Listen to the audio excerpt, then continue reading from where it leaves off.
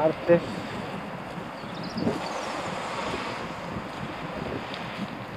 ...9 de enero de 2017.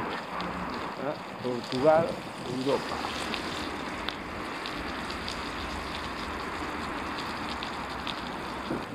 Ahora el campo de fútbol de lo normal de Porriña, por la tarde.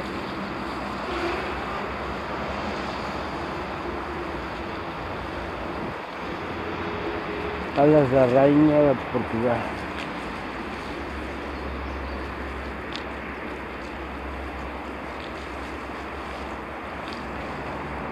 Scania R580.